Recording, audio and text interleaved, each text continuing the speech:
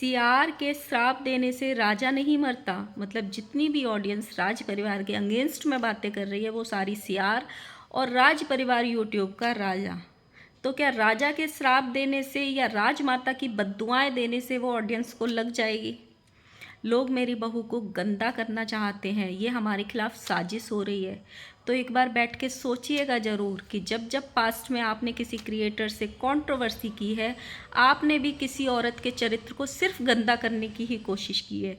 जब अपनी बहू बेटी पे बातें आती हैं तो बहुत दिल को दुखता है और बहुत चीज़ें चुभ जाती हैं, लेकिन जब दूसरे के चरित्र को गंदा करने की कोशिश की जाती है, उस पर उंगलियां उठाई जाती हैं, तो पूरा परिवार बहुत मज़े लेता है उस चीज़ के। दूसरी तरफ झूली माता को ये समझौता आखिर रास क्यों नहीं आ रहा है? उन्होंने किसको पोक करने की कोशिश की है और किसको ताना मारा है कि अपने गुस्से पे कंट्रोल करने की कोशिश करो, आग में घी मत डालो, वरना ये मौका बार बार नहीं मिलेगा, बार बार आपको मौका नहीं देंगे। अपना ज्ञान अपने पास रखो या अपने बच्चों को दो, उनको ज़्यादा ज़रूरत है। क्या ये टॉन्ट सीधे राजमाता के लिए था या किसी और के लिए? हेलो गाइस, राधे राधे, जय श्री कृष्णा। स्वागत है एक और नए वीडियो में। आई होप सब अच्छे होंगे, स्वस्थ होंगे, मस्त होंगे और जहाँ भी होंगे तंदुरुस्त होंगे। अगर आपको मेरी वीडियो अच्छी लगती है तो प्लीज़ गाइस वीडियो को लाइक करना, वीडियो पे कमेंट करना। एंड जिन जिन लोगों ने भी चैनल को अभी तक सब्सक्राइब नहीं किया हुआ है, प्लीज़ गाइस चैनल को सब्सक्राइब कर लेना नोटिफिकेशन वाली घंटी के साथ में। सो गाइस, कल राजमाता के 2-3 ब्लॉग्स आए थे, उन्हीं पे चर्चा करने वाले हैं। आजकल उनको अपनी बहुओं पे बहुत प्यार आ रहा है और आना भी चाहिए, बहुत सर्वगुण संपन्न उनकी बहुएं हैं। और दूसरी तरफ उनके थंबनेल किसी को इशारा कर रहे हैं, जैसे वो किसी को टॉन्ट भी मार रही हैं, किसी को कुछ कहना चाहती हैं, बट डायरेक्ट नहीं बोल पा रही हैं क्योंकि कई वीडियो उनकी ऑडियंस के द्वारा भारी पड़ गई थी, तो इसीलिए वो थंबनेल में कुछ कुछ बोल रही हैं। पहली बात तो उन्होंने ये बोला कि हम लोग हाथी हैं और बाकी जो हमारे अगेंस्ट बातें कर रहे हैं वो सारे कुत्ता हैं, कुत्ते भौंके हजार और हाथी चले बाजार, उन्होंने ये थंबनेल डाला था। और मेरे बच्चों पे मेरे माता रानी की कृपा है, मेरे महादेव की कृपा है। जो भी लोग हमारे बारे में गंदी बातें कर रहे हैं उनको महादेव देख लेगा, उनको माता रानी देख लेगी। तो क्या आप लोगों ने जिन जिन का गंदा किया है या जिन जिन का बुरा किया है, आपको महादेव और माता रानी नहीं देखेगी कभी? इन्होंने बोला कि सियार के श्राप देने से राजा नहीं मरता। मतलब ये अपने आप को राजा समझ बैठे हैं यहाँ का, और जो भी ऑडियंस इनके अगेंस्ट में या खिलाफ में बातें कर रही है, जो इनकी गलतियाँ गिना रही है, वो सारे सियार हैं। अगर उनकी बद्दुआएं आपको नहीं लगेंगी या उनकी बातें आपको नहीं लगेंगी, तो क्या राजा की बातें और राजमाता की बद्दुआएं जनता को लग जाएंगी, जो आप मंदिर में बैठ बैठ के रोज़ तीसरे ब्लॉग में ये बद्दुआएं देती हो? आपको किसी चीज़ में सुधार करना चाहिए या नहीं करना चाहिए, लेकिन ये ज़रूर सुधार करना चाहिए कि ये जो आप बद्दुआएं देती हैं ना, ये बहुत गलत हैं। साथ में इन्होंने आगे थंबनेल डाला कि मैं बहुत सौभाग्यशाली हूँ कि मुझे एक से बढ़ के एक बहू मिली। डेफिनेटली हो, और इसको आपको अमल भी करना चाहिए माता जी, क्योंकि जब से आपके घर में आपकी बड़ी बहू आई, आप सोशल मीडिया पे नाम कमाने लग गए, आप यहाँ पे एक क्रिएटर बन गए, इन्फ्लुएंसर बन गए। आपके पूरे परिवार को उसके पीछे एक पहचान मिली, अच्छा बैंक बैलेंस बना, उसके बाद मतलब एक अच्छा लाइफ सेटल हो गई, नाम मिला, काम मिला, फेम मिला, सब कुछ मिला आपको यहाँ पे।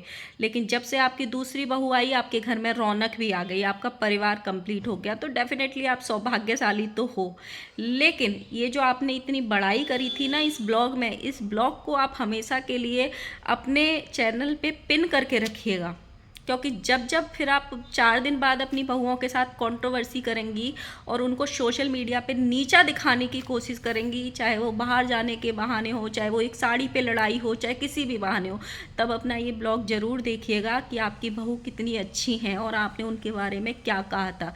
अभी 4 दिन पहले ही जब आप अपनी बेटी के घर गई थी, तो ही आपने अपनी बहुओं को ताना दिया था कि जो काम मेरी बेटी कर सकती है वो बहुएं 7 जन्म में भी नहीं कर सकती। तो जब जब आप कंट्रोवर्सी करती हैं तो इस ब्लॉग को ज़रूर देखिएगा। इनकी बहू की काफ़ी ट्रोलिंग चल रही है पार्टी के पीछे की, उसमें बहुत सारे लोगों के साथ डांस कर रही है, वो कितनी कंफर्टेबल होकर डांस कर रही है। तो उसका पक्ष लेते हुए इन्होंने ये बोला है कि ये हमारे खिलाफ साजिश की जा रही है, मेरी बहू को गंदा करने की साजिश की जा रही है, ताकि मेरी बहू पे एक लांछन लग जाए। मेरी बहू वैसी नहीं है, लोगों का नज़रिया गंदा है। एक लोग का नज़रिया गंदा हो सकता है, 2 का हो सकता है, 3 का हो सकता है, 4 का हो सकता है, क्या पूरी ऑडियंस का नज़रिया गलत हो सकता है? हाँ, ज़रूर गलत हो सकता है, लेकिन इंसान को काम वही करना चाहिए जिस हवा में दिशा चल रही हो, दिशा के विपरीत नहीं। जब समय आपके विपरीत चल रहा हो, ऑलरेडी इतनी बड़ी कंट्रोवर्सी आपके बहू के ऊपर होके चुकी हो, एक लांछन लगते लगते बचा हो, तो क्या आपको फिर से ऐसी चीज़ें दिखानी चाहिए कि लोग आपकी उस चीज़ को पुख्ता कर दें कि शायद वो सही बोल रहा था, ये तो यही कर रही है। अगर आपके पास आपको पता है कि इस गली में हम जाएंगे तो कुत्ते भौंकेंगे, तो क्या कोई भी इंसान उस गली में जाना पसंद करेगा? नहीं, अपने आप को उस गली से बचाना पसंद करेगा, लेकिन उस गली में नहीं जाएगा। जिस घर में आपकी रोज़ बेइज्जती हो या धक्के मार के निकाल दिया जाए, क्या आप उस घर में जाओगे? नहीं जाओगे। जब लोग किसी चीज़ को लेके आपकी बहू की इज्जत की बात कर रहे हैं या किसी चीज़ को समझा रहे हैं कि आपने जो किया ये अच्छा नहीं लग रहा है, आपको इस तरीके से नहीं करना चाहिए, तो आपको क्या संभल के पैर नहीं रखने चाहिए या आपकी बहू को नहीं रखनी चाहिए? आप उसको समझाने की बजाय उल्टा यहाँ पे ऑडियंस को ये बोल रही हो कि ऑडियंस के सोचने का तरीका गलत है। जिस तरीके से आपकी बहू दूसरों के साथ कंफर्टेबल होकर डांस करती है, वैसे आपकी बेटी क्यों नहीं करती है? उसका अपने पति के साथ बॉन्ड दिखता है, प्यार दिखता है, आपकी छोटी बहू का दिखता है। वो इतनी कंफर्टेबल होकर दूसरों के साथ डांस क्यों नहीं करती? आपकी बेटी को तो हमने कभी नहीं देखा दूसरों के साथ डांस करते हुए। तो आपकी सिर्फ यही बहू को इतनी छूट क्यों है या परमिशन क्यों है या ये इतनी कंफर्टेबल होकर क्यों डांस करती है? माता जी ने ये कहा कि ऐसे तो फिर कोई भी बड़ा क्रिएटर किसी की पार्टी में नहीं जाएगा। मतलब ये अपने आप को बड़े क्रिएटर्स में काउंट करते हैं, और बड़े क्रिएटर्स जब किसी की पार्टी में जाते हैं तो इनके अकॉर्डिंग जो इनका कहने का मतलब है कि बड़े क्रिएटर्स को ऐसे करना पड़ता है। माता जी, आपके बेटे के अभी 1.2 मिलियन हुए हैं, कोई 20 मिलियन नहीं हुए हैं। 20-20 मिलियन वाले भी कपल क्रिएटर्स हैं यहाँ पे, उनको भी हमने पार्टीज़ में जाते हुए देखा है। बहुत सारे ऐसे क्रिएटर्स हैं, और फीमेल क्रिएटर्स भी हैं। आप निक्कू सुमित को ले लो, कामनी को ले लो, वो जब भी डांस करते हैं वो भी डांस करते हैं। ऐसे नहीं है वो डांस वीडियोस नहीं बनाते या पार्टीज़ में नहीं जाते। वो दूसरे जिनको वो जानते नहीं है वैसे क्रिएटर्स के साथ में कंफर्टेबल होकर डांस नहीं करते। वो अपने घर के जो मामा के लड़के हैं, बुआ के लड़के हैं, खुद के देवर्स हैं, उनके साथ कंफर्टेबल होकर डांस करते हैं। आप ऐसे बहुत सारे क्रिएटर्स ले सकते हैं जिनका एग्जाम्पल आप उठा सकते हैं। तो आप ये मत बोलो कि बड़े क्रिएटर्स जाते हैं पार्टीज में तो ऐसे करना पड़ता है। नहीं, यहाँ पे आप गलत हो। ये नहीं करना पड़ता है, ये कोई ज़रूरत नहीं होती है कि ये करोगे तभी आप बड़े क्रिएटर बनोगे। तो यहाँ पे अगर आपकी ऐसी सोच है तो फिर आपकी सोच गलत है। साथ में इन्होंने ये भी बोला कि लोग मेरी बहू पे उंगली उठाना चाहते हैं, चरित्र को गंदा करना चाहते हैं। तो मैं इस पे बस एक बात ज़रूर कहना चाहती हूँ कि एक बार आप शांति से बैठ के माता जी सोचिएगा ज़रूर कि पास्ट में जितने भी क्रिएटर्स से आपकी कंट्रोवर्सी हुई है, आपके यहाँ से भी सिर्फ यही हुआ है।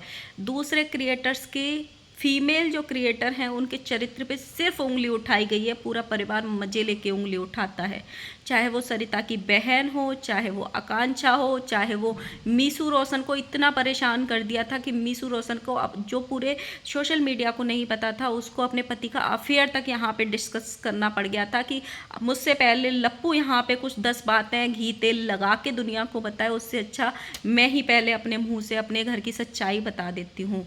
नीतू मैना हो, उसके चरित्र पे बहुत जूस वाला कह के उंगली उठाई थी। तो क्या वो चरित्र गंदा करना नहीं होता है?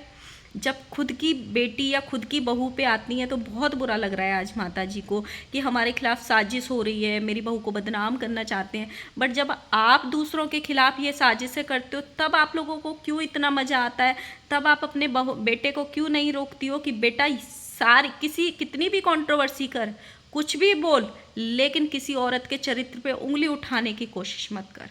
यहाँ तक कि बेटे की तो बात ही छोड़ो, आप एक माँ होके कन्यादान वाली बेटी की शादी से पहले की बातें लाने को तैयार हो गई थी। अभी आप 4 वीडियो पहले उठा के देख लीजिएगा। तो आज आपको वो पाप लग रहा है, आज आपको औरत अपनी बहू का चरित्र गंदा होता हुआ नजर आ रहा है। लेकिन जब आप कर रही थी, आपका बेटा कर रहा था, क्योंकि वो दूसरी औरतें थी जिनका आपसे कोई लेना देना नहीं था, वो आपके घर की बहू या बेटी नहीं थी, इसलिए मज़े आ रहे थे। दूसरी औरतों का चरित्र गंदा हो तो मजा है, अपनी औरत का चरित्र गंदा लांछन लगे तो बहुत बुरा है। ऐसा क्यों? मन तो सबके एक ही है, इज्जत तो सारी औरतों की बराबर ही है ना। इन्होंने ये बोला है कि सारी ऑडियंस हमारे सपोर्ट में है। माता जी एक बार कमेंट को फ़िल्टर हटा दीजिए और आप कमेंट को डिलीट मत करिए, क्योंकि इनके यहाँ पे मुझे बहुत सारे लोग ये कमेंट करते हैं कि हम इनके यहाँ पे कमेंट जाके करते हैं और डिलीट हो रहे हैं, कमेंट करते हैं और डिलीट हो रहे हैं। जब आप सारे कमेंट डिलीट ही कर दोगे जो आपको कुछ भी बोल रहे हैं, तो फिर आपके सपोर्टर ही तो बचेंगे ब्लॉग्स पे, बचेगा ही कौन। दूसरी तरफ अब बात कर लेते हैं जूली माता की। जूली माता का कल एक वीडियो आया जिसमें थंबनेल भी काफ़ी अलग लगाया था कि अपना ज्ञान अपने तक रखो, ज़्यादा ज्ञान मत बांटो। उसमें बहुत सारी चीज़ें बोली है। ये सीधे ऐसे लग रहा था जैसे राजमाता की तरफ कटाक्ष कर रही हैं। दोनों का थंबनेल युद्ध चल रहा है और कोल्ड वॉर चल रहा है, जो सीधे सीधे जैसे बीच में 2-3 वीडियो में आया था वैसे सीधे नहीं आ रहा है। लेकिन जो इनको समझौता है कहीं ना कहीं, जूली माता को ये रास नहीं आ रहा है। अब उनको पछतावा हो रहा है कि हमने ये समझौता किया क्यों। इन्होंने अपने वीडियो में ये बोला कि अपने गुस्से पे कंट्रोल रखना सीखो और अपना ज्ञान खुद तक रखो और अपने परिवार और अपने बच्चों को दो ये ज्ञान दुनिया को बांटने से पहले, क्योंकि तुम्हारे बच्चों को ज़्यादा ज़रूरत है उस ज्ञान की। क्योंकि इन्होंने कई लास्ट वीडियो में राजमाता ये ज्ञान देने की बहुत आदत है, तो वो हमेशा बोलती है ना, लोग मेरे बच्चों पे बुरी नज़र गड़ाते हैं, ये करते हैं वो करते हैं, हमारे खिलाफ साजिश चल रही है और ये हो रहा है, तो इसलिए ये ज्ञान दिया गया है। साथ में इन्होंने ये भी बोला है कि आपके घर वालों को ज़रूरत है आपके ज्ञान की, दुनिया को ज़रूरत नहीं है। अपनी हद में रहो, अपनी हद में रहो और आग में घी डालने की कोशिश मत करो, क्योंकि ऐसा मौका बार बार नहीं देंगे। यानी कि इन्होंने डायरेक्ट ये बोलने की कोशिश की है कि ये जो अब की बार लप्पू भैया पैरों पे बैठ के गिड़गिड़ाए थे और माफ़ी मांगी थी हाथ जोड़ के, वो मौका हम दोबारा नहीं देंगे। हर बार आपको माफ़ी नहीं मिलेगी तो हमसे उलझने की कोशिश मत करो।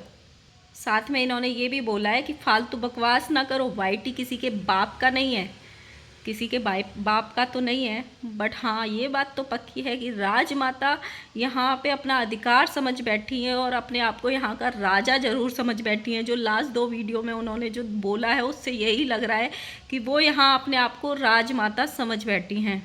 साथ में उन्होंने ये बोला है कि जितना ज्ञान दूसरों को दिया जा रहा है, अगर इतना ज्ञान अपने बच्चों को दिया होता तो आज यूट्यूब पे इतना रायता नहीं फैलता। बट ये वाली बात तो सच है, अगर ये अपने बच्चों को रोक लेती और अपने बच्चों को बार बार कंट्रोवर्सी में इतना आगे नहीं बढ़ने दिया होता तो आज ये रायता डेफिनेटली नहीं फैला होता, बिल्कुल नहीं फैला होता।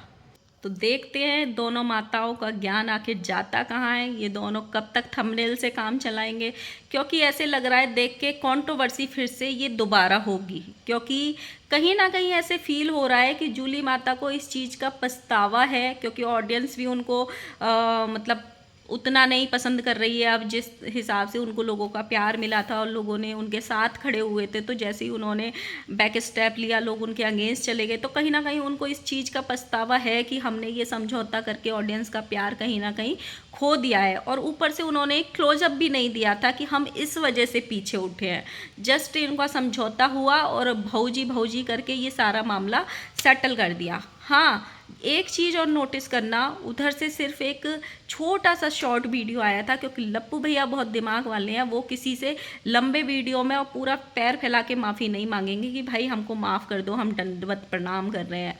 लेकिन सैगी भैया को बड़ा प्यार आया उस माफ़ी, उन्होंने ऐसी माफ़ी मांगी, भैया भैया भी किया, माता माता भी किया और हमारी लप्पी भौजी को भौजाई भी बोला और पूरा 4-5 मिनट का वीडियो डाला कि भौजी भौजी सुनिए, हम आपके चरित्र को गंदा नहीं करना चाहते थे, हमने आप पे कोई लांछन लगाने की कोशिश नहीं करी थी।